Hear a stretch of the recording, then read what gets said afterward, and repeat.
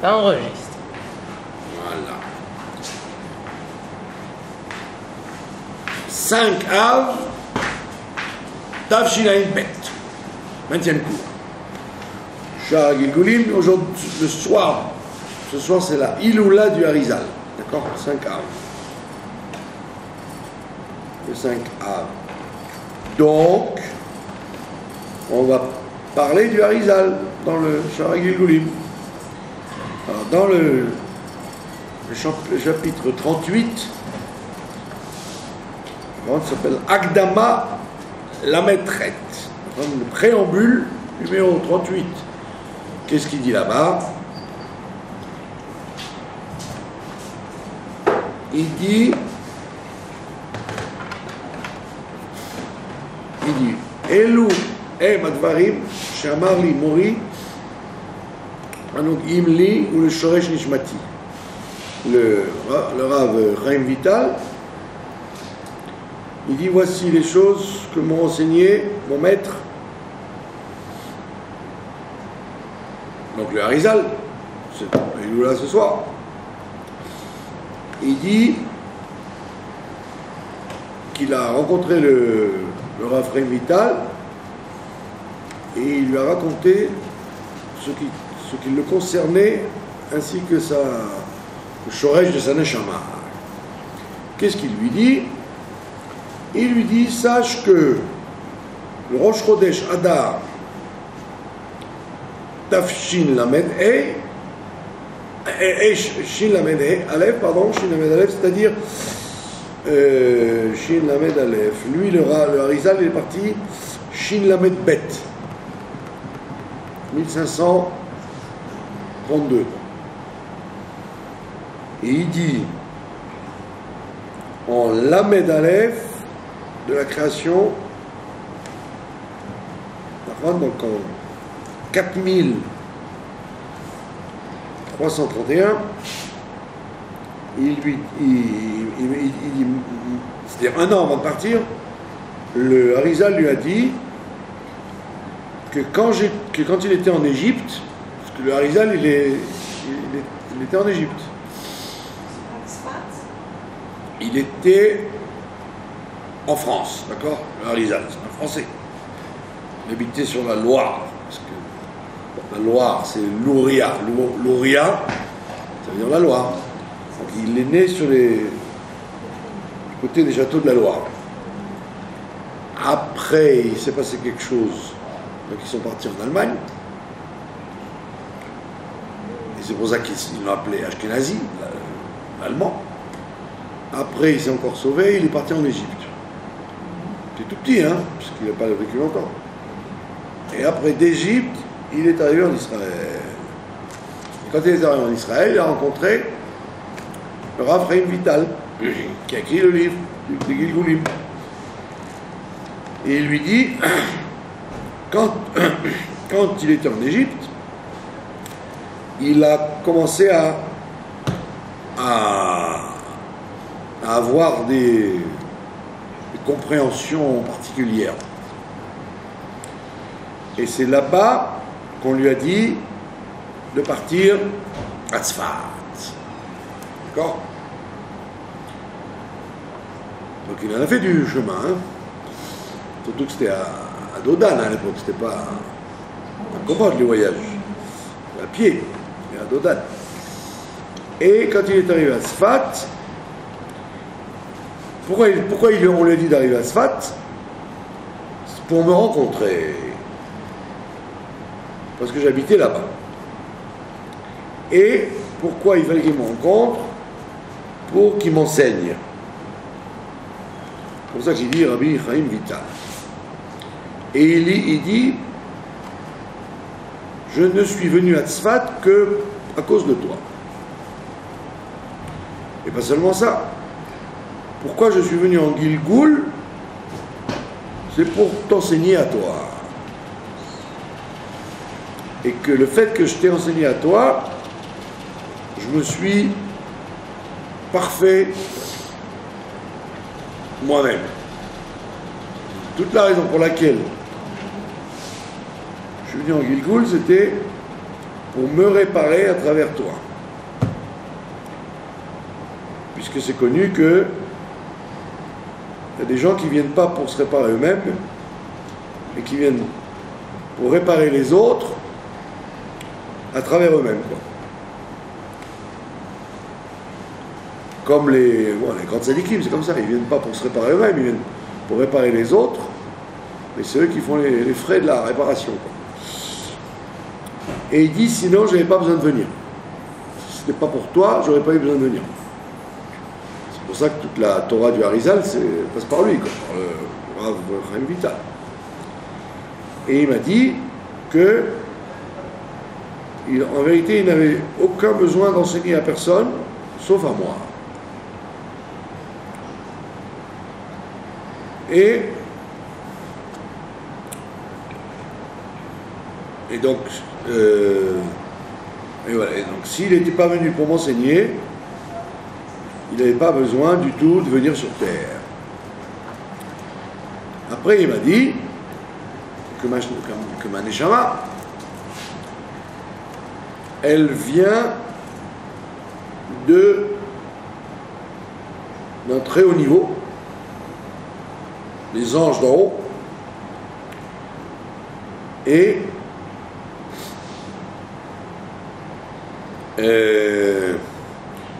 Gdola Betachlit Amala, elle est très élevée, comme ça il m'a dit, et que j'aurais pu monter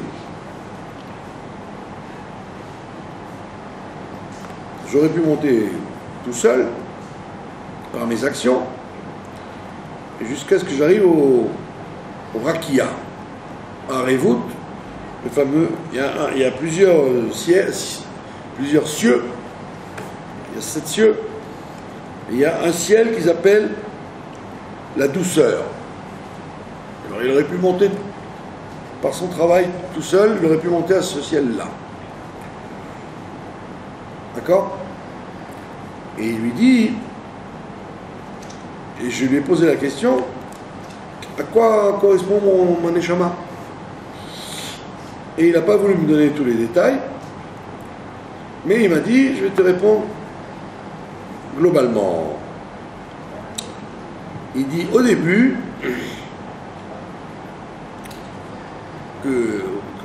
j'étais, enfin, avant de venir dans ce Gilgoul-là de Rav Chaim Vital, j'étais le Rav Vidal de Toulouse. Rav Vidal de Toulouse, qui c'est le Rav Vidal de Toulouse? C'est le fameux commentateur du Rambam qui s'appelle le Maguid Mishneh. Non? Ah oui, c'est une grande ville de la Torah, jusqu'à très tard. Et il dit, et pourquoi je m'appelle donc Chaim? C'est parce que je suis le Gilgoul de Vidal. Parce que Vidal en espagnol, ça veut dire la vie. Et donc c'est pour ça que je me suis appelé Chaim Vital, comme Vidal de Toulouse. D'accord? Et c'est pour ça qu'on m'a donné le même nom que lui. Et en vérité, et après, qu'est-ce que j'étais? Donc le Maguid, c'était le commentateur du Rambam, Maguid Mishneh. Donc il vivait un peu plus tard que le Rambam, mais 2 ou 3 siècles avant lui. Parce que le Rambam, c'est au XIIIe siècle et le Harizal, c'est au XVIe siècle. Il y a 300 ans de différence. Il dit, qu'est-ce que j'étais entre-temps? J'étais le Gilgoul de Rabbi Yoshua Toriano. Et qui c'était ce Rabbi Yoshua Toriano? C'était Soriano, c'est vrai, Soriano. C'était un homme très riche et très sage, et qui faisait beaucoup de tzedaka, et qui, comme on dit en français, c'était un pilier de synagogue. Et il se levait, il allait le premier à la synagogue et le dernier à en sortir le soir. Il fréquentait donc les Baté Knesset et les Baté Midrash.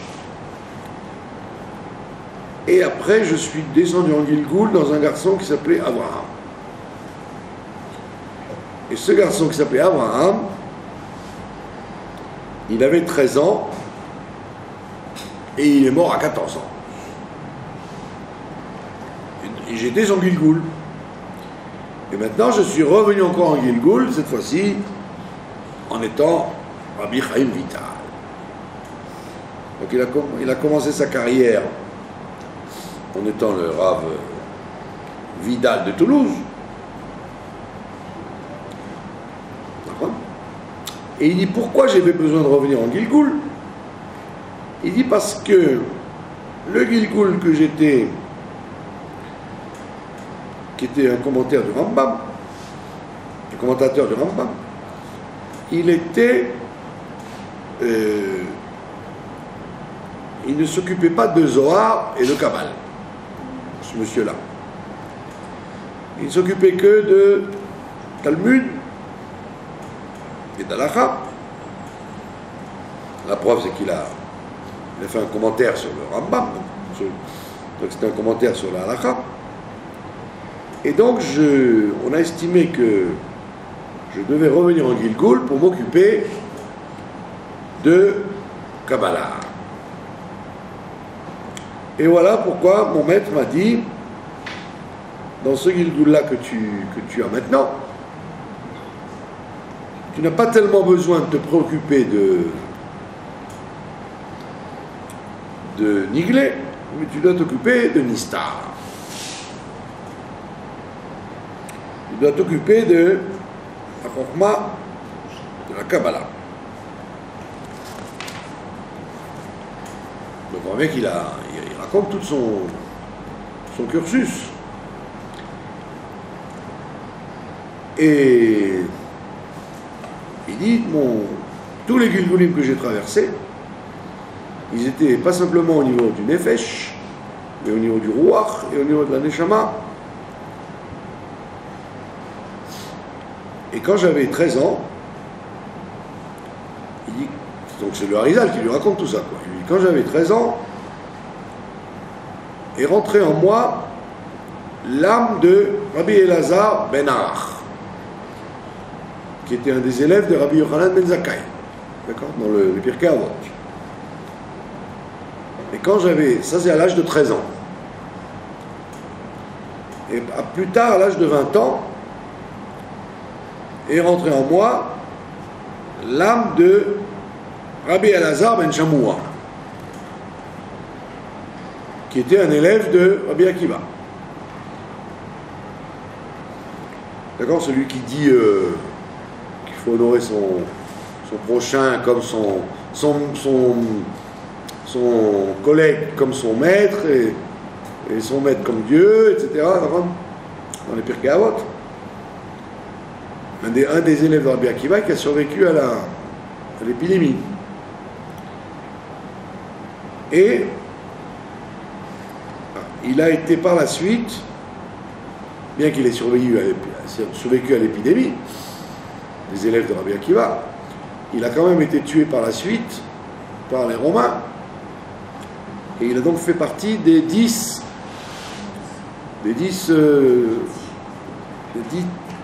sages qui ont été tués par les empereurs, surtout Adrien.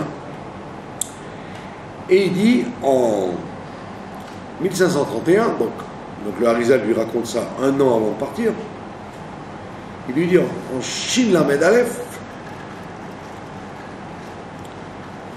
quand j'avais 29 ans,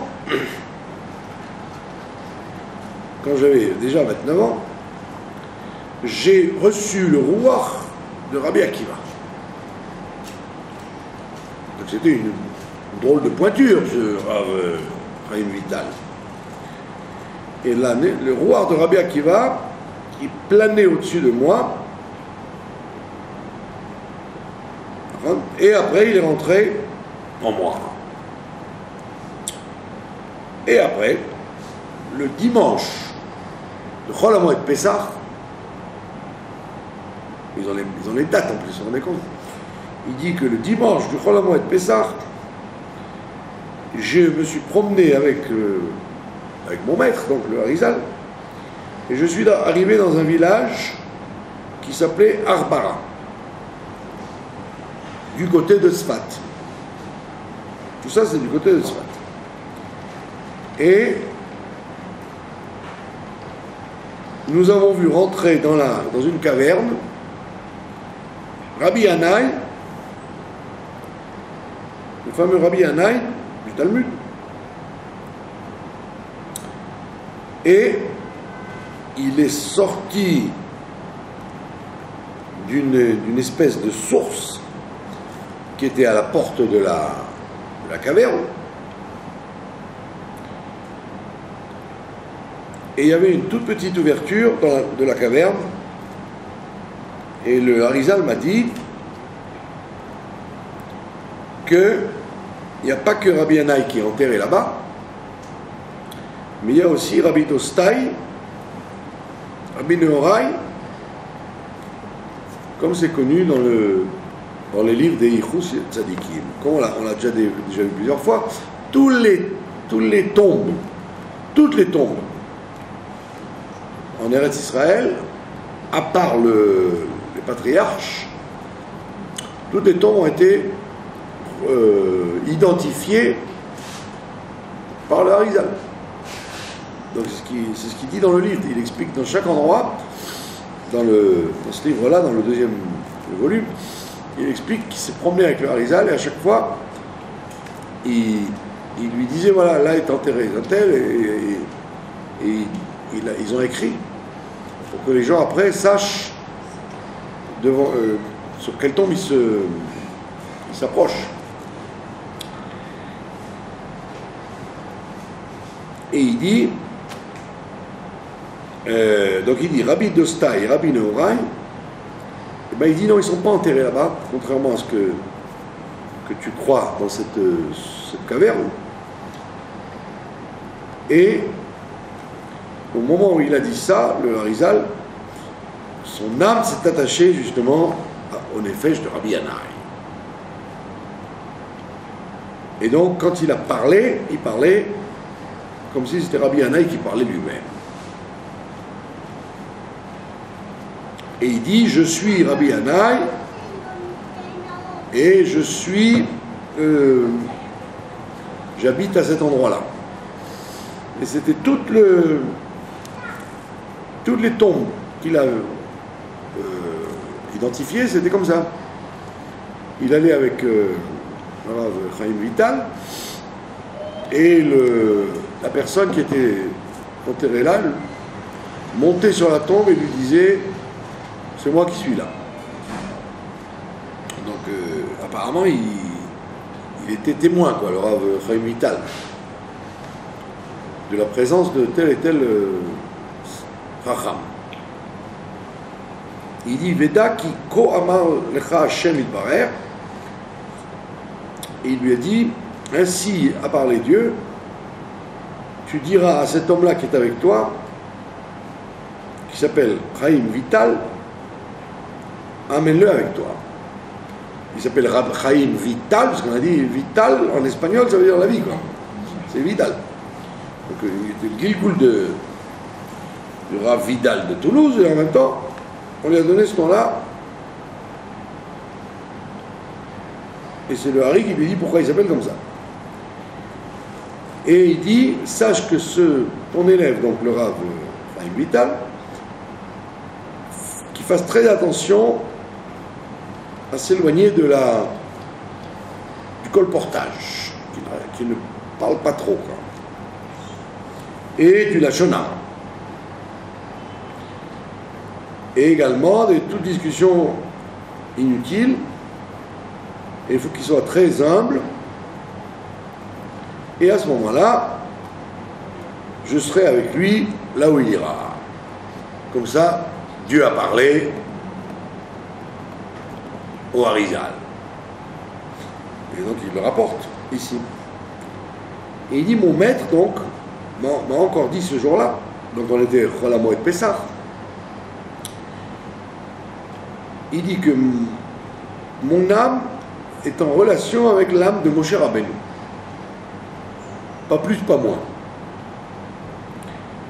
Il dit, d'abord parce que toutes les Neshamot sont englobées dans Moshe Rabbeinu, mais en particulier les Neshamot des Tzadikim. Et une partie de mon âme, mais mon âme à moi, elle est particulièrement liée avec le Nefesh de Moshe Rabbeinu. Et alors il dit que ce jour-là, il a beaucoup parlé, le Harizal,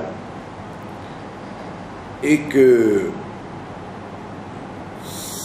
son âme s'est plusieurs fois revenue en plusieurs Gilgulim. Il dit à tel point que elle est revenue dans le Nefesh de Rabban Yochanan ben Zakkai, tout simplement. Et après, dans la Neshama de Rabbi Akiva, donc ça veut dire que lui, le Rav Chaim Vital, il était lié avec le Harizal parce que justement, ils ont traversé le même parcours. Parce que lui, il était l'élève, Rabbi Elazar ben Arach, l'élève de Rabban Yochanan ben Zakkai, et lui, Harizal, il était lui le Gilgul de Rabban Yochanan ben Zakkai. Donc c'est pour ça qu'il s'est retrouvé, encore une fois, maître et élève. Et dit après, il est venu en Rabbi Akiva, et moi aussi j'étais l'élève de Rabbi Akiva. Et après, il est descendu dans plusieurs Gilgulim, et sa Neshama est rentré dans le Gilgul du fameux Amora, qui s'appelait Abaye, et qui était le collègue de Rava. Et il m'a dit, donc toujours le Harizal qui m'a dit, il dit que il m'a dévoilé le secret des 3 personnes qui ont vécu 120 ans. On a déjà vu ça l'autre fois. Les 3 personnes qui ont vécu 120 ans, qui sont Moshe, Rabban Yochanan ben Zakkai et Rabbi Akiva. D'accord? Et Moshe, donc il a vécu 40 ans dans la maison de Pharaon, d'après une certaine vision. Après, il a vécu 40 ans à Midian. Et après 40 ans, il était le guide du peuple juif. D'accord? Et la même chose, Rabbi Yochanan ben Zakkai. 40 ans, il était dans les affaires. 40 ans, il a appris, et 40 ans, il a enseigné. Et également, Rabbi Akiva, 40 ans, il était un ignorant, 40 ans, il a appris, et 40 ans, il a enseigné. Donc, ils ont eu le même parcours de 3 fois 40. Et ils disent la même chose du Gilgul de Abaye. Et c'est allusionné par ce qui est écrit à propos de Rabban Yochanan ben Zakkai. On dit que Rabban Yochanan ben Zakkai, il n'a jamais laissé ni un verset, ni une Mishnah, ni un enseignement quelconque sans le connaître parfaitement. Et il dit après, son âme est descendue en Gilgul, dans les fameux Sfouraïm. C'était qui les Sfouraïm? Après la clôture du Talmud, on a vu, le Talmud de Babylone, il y a eu des sages en Babylonie qui ont comment dire, terminé tous les chapitres de la Gemara qui n'avaient pas été terminés. Alors quelquefois, quand vous ouvrez une Gemara, vous croyez que ça fait partie du Talmud, en réalité c'est les Sfouraïm qui ont rajouté ça.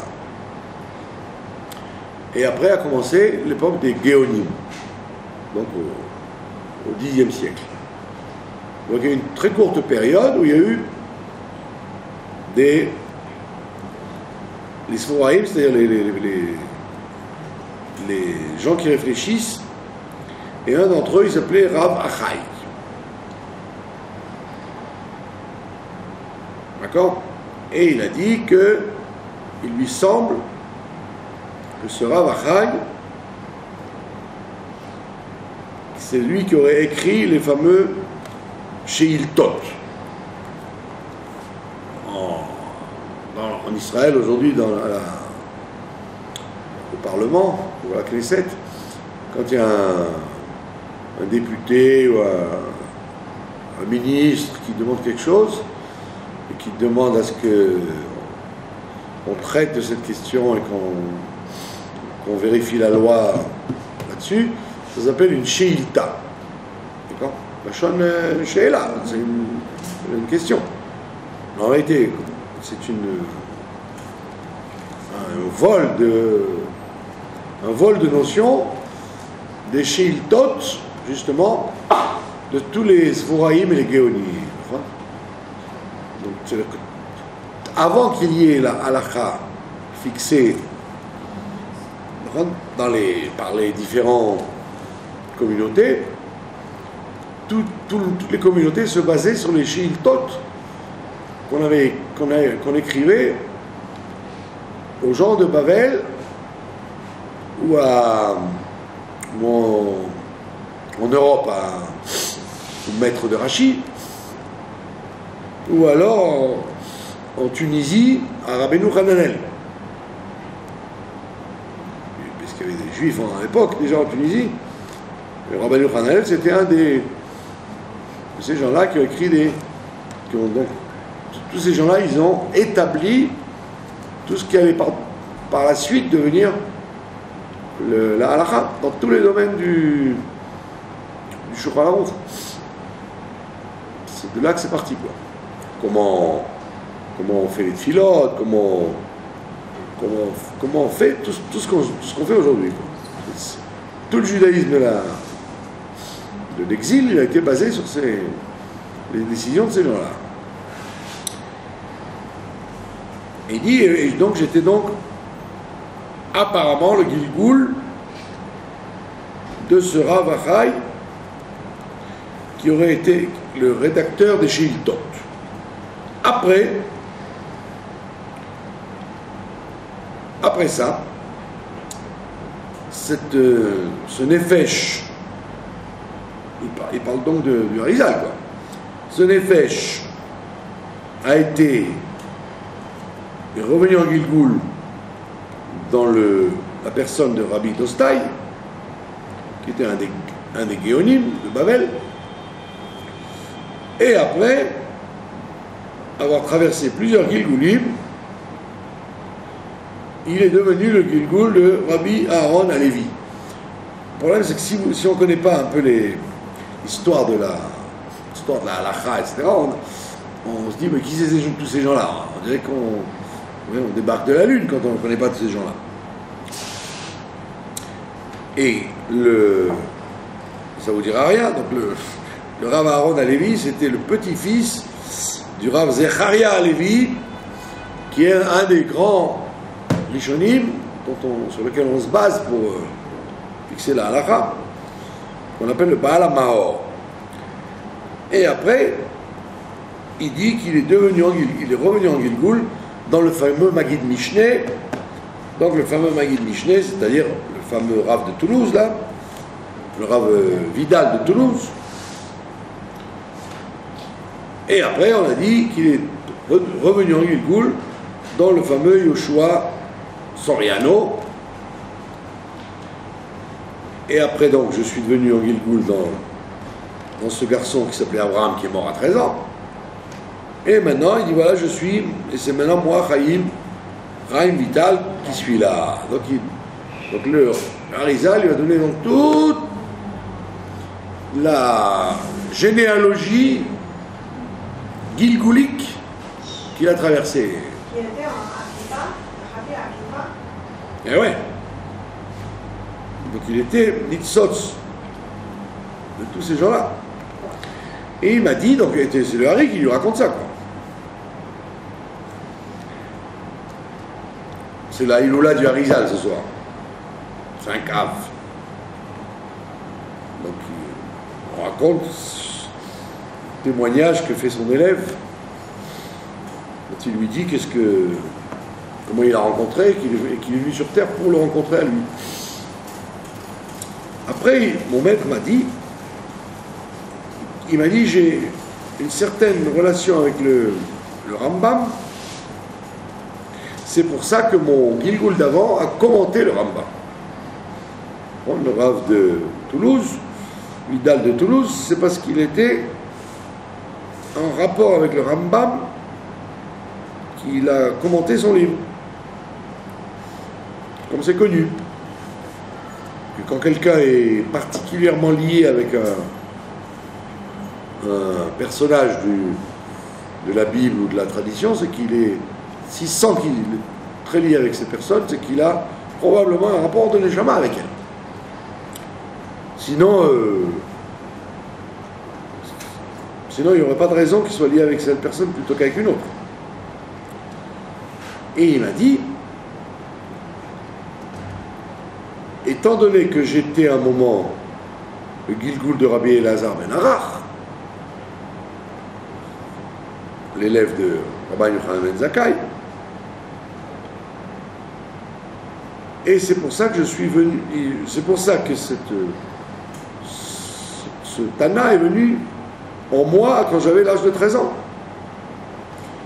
pour que je complète ce qui manquait à Rabbi Yochanan ben Zakkai. Et c'est ça qui m'a guidé et ce qui m'a aidé dans mon service de Dieu. Et il dit, pourquoi suis-je le Gilgul aussi de Rabbi Elazar ben Shamoa? Donc on voit bien que quand quelqu'un arrive sur Terre, il peut traverser plusieurs Gilgulim qui s'en vont après, quoi. Et lui, il reste là, quoi. Ce qu'on a vu, c'est que au courant de la vie, vous avez plusieurs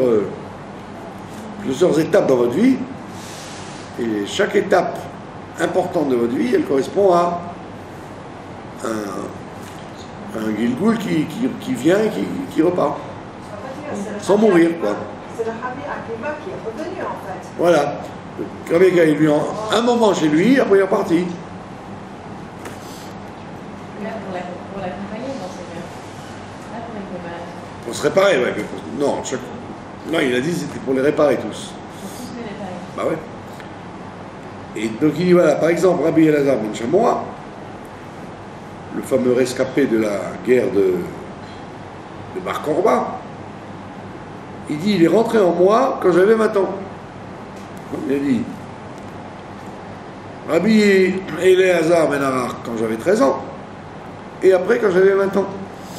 Comme on avait dit déjà une fois, que quand quelqu'un ne fait pas de Averot, il fait que des mitzvot, il avance comme il faut, donc il correspond exactement aux âges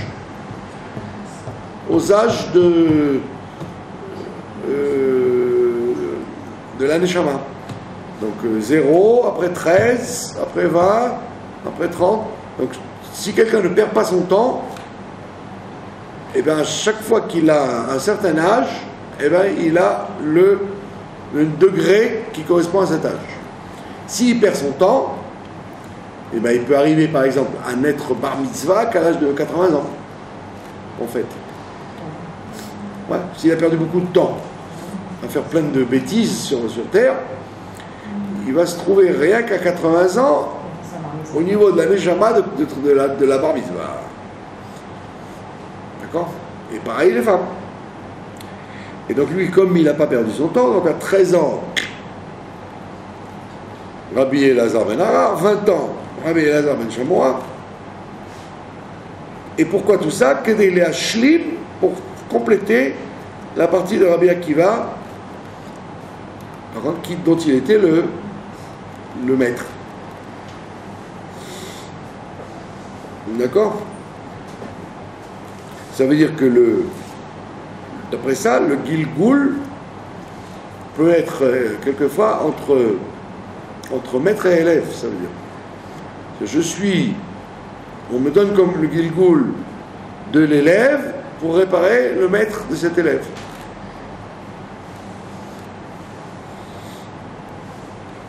Et il m'a dit que d'où sais-je, quel signe puis-je avoir que je suis le Gilgoul de Rabbi Akiva? Comment je peux le savoir? Il a dit parce que il dit chaque fois que je vois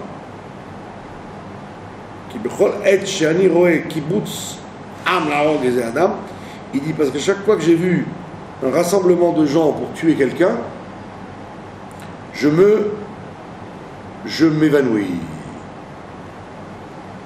C'est ni je me sauve, ni je rentre dans la mêlée pour empêcher le crime, mais je m'évanouis. Et pourquoi? Il dit je m'évanouis parce que mon âme se rappelle la souffrance quand j'étais Rabbi Akiva et que j'ai été tué en groupe. Donc la même chose se passe quand je vois ça, surtout à l'époque il y avait tellement de crimes et de violence, quoi. Donc il devait voir pas mal de trucs terribles. Il dit chaque fois que tu vois ça, tu t'évanouis parce que ça te rappelle la souffrance que tu as vécue quand tu étais Rabbi Akiva. Et c'est la vérité. Il dit, il m'a donné un autre signe, c'est que quand j'étais jeune, j'avais un grand désir d'étudier les Pirkei de Rabbi Eliezer. Et pourquoi? Parce que la raison pour laquelle je voulais étudier les Pirkei de Rabbi Eliezer, c'est parce que c'était le maître de Rabbi Akiva. Surtout qu'à l'époque, aujourd'hui, vous pouvez avoir envie d'étudier un livre, c'est pas difficile, vous allez dans n'importe quelle librairie, vous l'achetez, vous le lisez, vous le mettez sur l'étagère, et c'est bon. Mais à l'époque, essayer de vouloir un livre, le trouver et pouvoir l'étudier, c'était toute une histoire. Donc aujourd'hui, comme nous, on règle les derniers problèmes, donc c'est vite fait. Quoi. Vous avez envie de lire un truc, vous allez dans une librairie, tiens, donnez-moi ça, dans quelle édition, quelques scanning, on rentre à la maison, fini, il m'a rassis pour. Mais à l'époque, peut-être que pour trouver le Pirkei de Rabbi Eliezer, il fallait peut-être faire 3 ou 4 pays à pied pour essayer de le retrouver. D'accord? Je vous ai raconté que quand les gens ils se marient, il y a des chassidim qui disent un texte, un mahamar du rabbi, d'accord? Et un mahamar du rabbi précédent qui parle du mariage, que les gens disent le jour de leur mariage. Et dans ce texte, c'est écrit là-bas que le Khatan ressemble à un roi. D'accord? Khatan domé la melech. Qui c'est qui dit ça? C'est Rabbi Eliezer. Dans le Pirkei de Rabbi Eliezer, il dit ça. Et il dit, c'est écrit dans le texte, le Rabbi précédent, il y a écrit Perek Tedvav. Au Perek 15, il y a écrit le Khatan ressemble à un roi. Et pendant des années, quand j'assistais à les Khatunot, le Khatan répétait ça. Et comme c'est écrit dans Pirkei de Rabbi Eliezer, Perek Tedvav, le Khatan ressemble à un roi. Et comme je suis curieux, j'ai été voir dans les Pirkei de Rabbi Eliezer. Et ça n'existe pas. Il n'y a pas écrit ça.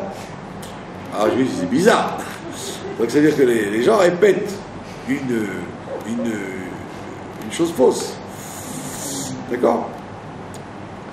Et j'ai demandé à plein de gens, ils m'ont dit, comme c'est écrit comme ça, on dit comme ça. J'ai dit, d'accord, mais il faudrait peut-être vérifier que où est-ce qu'il y a l'embrouille, où est-ce qu'il y a l'erreur. Et donc, en fait, ce qui s'est passé, c'est que dans toutes les éditions que j'avais consultées en France de Pirkei Rabbi Eliezer, ça n'était pas là, mais il a fallu que j'arrive ici à Jérusalem, et en passant dans une vieille synagogue, j'ai vu une vieille édition de Pirkei Rabbi Eliezer, et effectivement, là-bas au Père avec Tetva, il avait écrit ça. Ça veut dire que le rabbi précédent, lui, s'est référé à cette édition qu'il avait, lui, une fois vue, et tout le monde ça a été imprimé comme ça. Mais toutes les autres éditions, c'était pas comme ça. D'accord? Donc, ça veut dire que, avant que vous puissiez, à l'époque, vérifier l'exactitude d'une référence, des fois, vous n'aviez aucune chance, parce que c'était introuvable. Un livre était introuvable.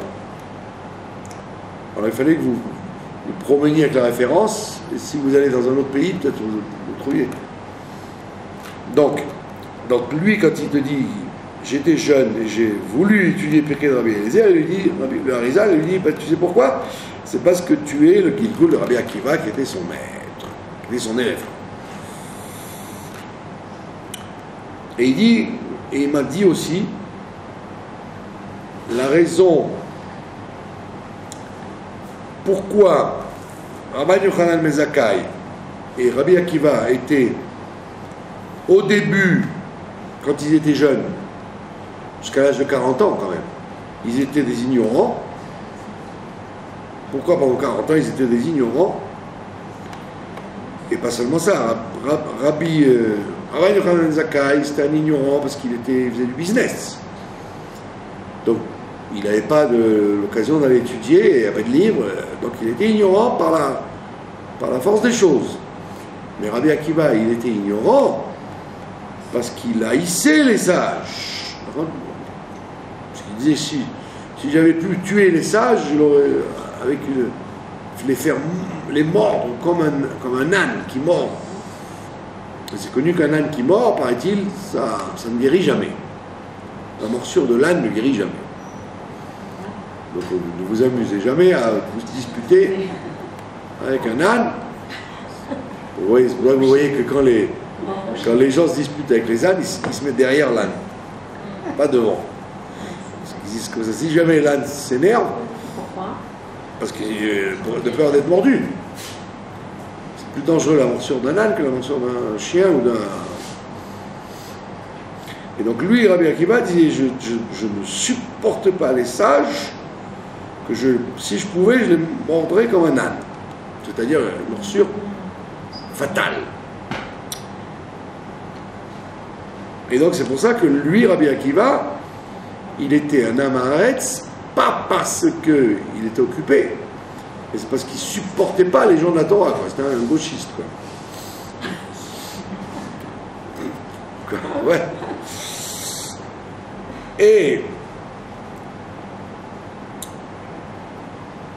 Et donc,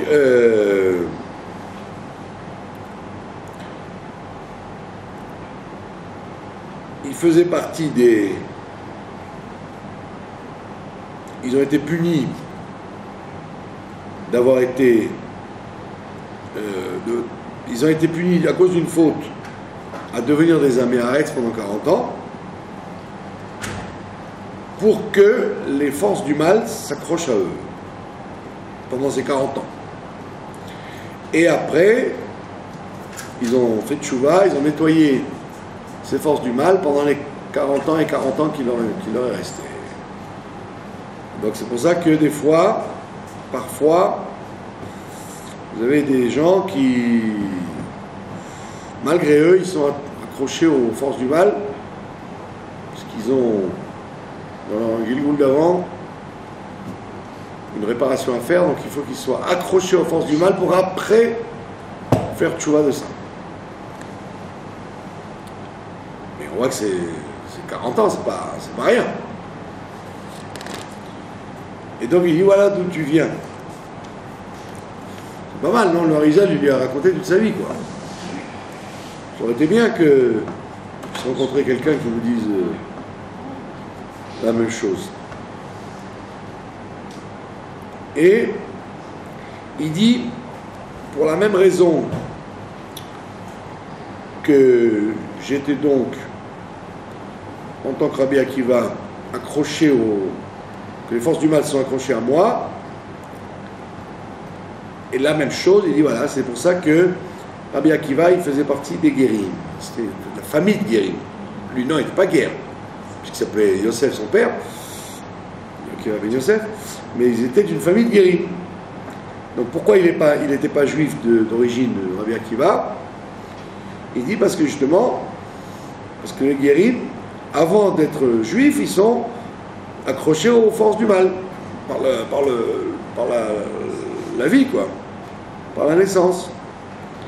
Et donc après, quand ils vont se convertir, ça va nettoyer les forces qui étaient accrochées à eux. D'accord? Et il dit, c'est parce que ça correspondait aux mauvaises pensées qu'a eu Yosef Hatzadik avec la femme de Potiphar. Donc les mauvaises pensées qu'il a pu avoir avec la femme de Potiphar, ça a provoqué que des Neshamot devaient venir sur terre pour être accrochés à ces forces du mal que Yosef avait donc attrapées. Et il fallait nettoyer ces forces du mal. Et donc Rabbi Akiva, lui, il en faisait partie de ces pensées que Yosef a eues. Et donc, il a donc été obligé de descendre de famille de Guérim pour nettoyer cette chose-là. D'accord? On voit bien que on ne choisit pas, quoi.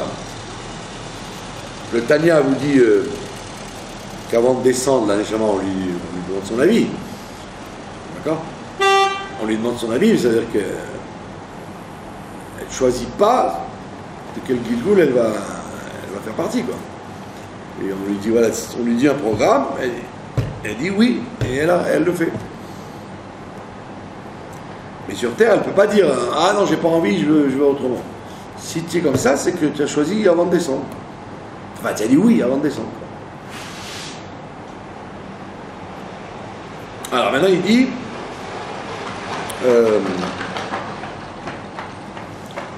il est écrit dans le Zohar, dans la Parashat Vayikra, si ça vous intéresse, que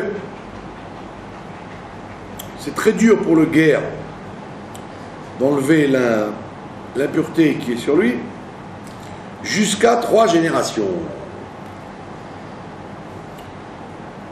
Pas comme elle dit l'Agmara. L'Agmara, elle dit 10 générations. D'accord? Nous, on l'apprend de Yitro. Vous connaissez ça? Quand Yitro, il a rencontré Moshe Rabbeinu, il s'est converti, et Moshe Rabbeinu lui a raconté combien les Égyptiens en ont bavé, quoi. Ils ont été noyés, ils ont été brûlés, ils ont été... Et là-bas, la Torah nous dit qu'Yitro a frissonné. Et Rachid te dit, pourquoi il a frissonné? Il dit, ne parle jamais à un guerre des souffrances des Goïm pendant 10 générations, parce que ça le... Donc là-bas, on dit 10 générations. Mais le Zohar, il est plus léger, il dit non, il dit 3 générations. 3 générations, le guerre, il se nettoie. Et après, et donc c'est ce qui s'est passé avec Rabbi Akiva. Rabbi Akiva, il était la 3e génération de Guérim, donc c'est pour ça que c'est lui qui a dû supporter le plus fort nettoyage, quoi. Son grand-père était guerre, c'est ça? Son grand-père était guerre, voilà. Donc pour qu'il soit Rabbi Akiva, il a fallu qu'il trinque, quoi, qu'il subisse des humiliations avec son beau-père et la misère. Et ils n'avaient même pas de quoi dormir, il fallait qu'ils dorment dans la paille avec frère, toute l'histoire qu'on connaît. D'accord. Il aurait pu dire qu'est-ce que j'ai fait, oh mon Dieu, pour j'ai fait tchouva, qu'est-ce qu'on me veut maintenant? Exactement, parce qu'il fallait qu'il nettoie l'impureté qu'il avait sur lui d'être guerre et d'avoir été à Maharetz 40 ans. Et donc il a fallu qu'il fasse des tikkunim.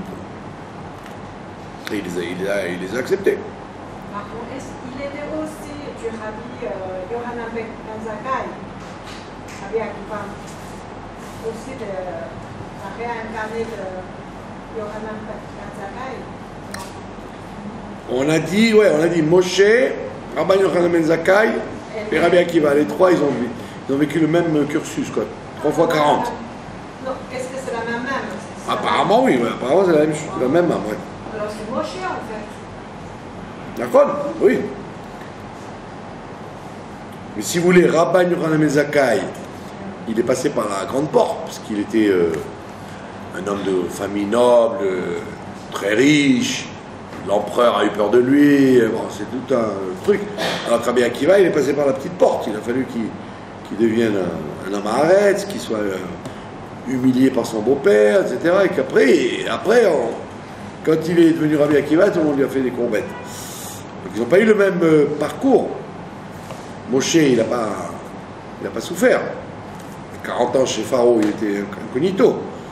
Alors que Rabbi Akiva, il a souffert, etc., etc. Et effectivement, ils sont du même Gilgoul. Mais de façon différente, comme on voit avec Jérémie et Mordechai. Moshe Rabbeinu, il a été le Gilgoul. Il est devenu le Gilgoul dans Jérémie, qui a annoncé la destruction du temple, qui a écrit la Megillah d'Echa, Yirmiyahu. Et après, il a été le Gilgoul dans Mordechai. Et Mordechai, il a fait le contraire. Il a sauvé, il a fait Purim. Il a fait, au lieu que ce soit Tisha B'Av, c'est Purim. C'est-à-dire la joie, le contraire de la destruction du temple, la reconstruction du temple. Donc vous pouvez être un Gilgoul qui doit passer peut passer un côté dramatique ou alors un côté heureux. De Moshe. Et c'est ouais, et tous les deux sont de Moshe. Et Jérémie et Mordechai. Moshe aussi devient Abel. Ben oui, c'est ça. Oh là là. Oui, ça veut dire que quelqu'un qui, quand on descend en Gilgoul, on n'est pas forcément une fois et une façon, on peut être plusieurs fois, et plusieurs styles de gens. Et donc, il dit donc le Rav Chaim Vital. Et pour cette raison-là que j'étais donc le Gilgoul de Rabbi Akiva et de Rabbi Yochanan ben Zakkai, il m'est arrivé la même faute qu'eux. Quelle faute? C'est que on a menti sur moi le jour où je me suis marié. Comme ça dit le Rav Chaim Vital. On m'a menti quand je me suis marié. Quand je suis rentré sous la choupa, et c'est ça, oui. Quand il était juste à son mariage, on l'a attrapé, on l'a empêché de se marier. C'est pas joli ça. D'accord?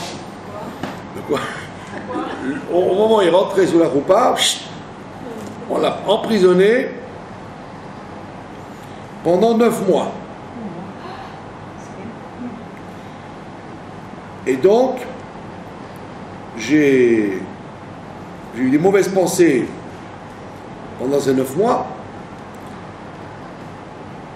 Et donc, de là, j'ai appris que, et c'est pour ça que mon Rav m'a dit, donc le Hari m'a dit, que tu as traversé la même épreuve que Yosef avec la femme de Potiphar, puisque t'as empêché de te marier. Et donc tu es en vérité le Gilgoul de Rabbi Akiva, qui a supporté aussi des souffrances Et donc après, on m'a libéré, j'ai pu me marier, etc. Donc,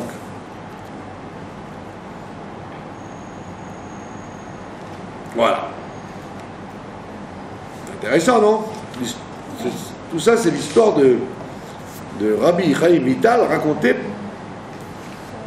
par le Harizal.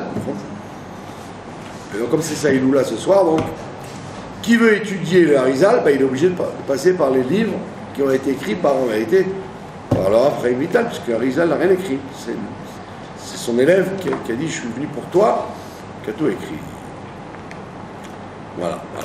Que leur mérite nous protège et que ma chère vienne immédiatement, avant Tisha B'Av.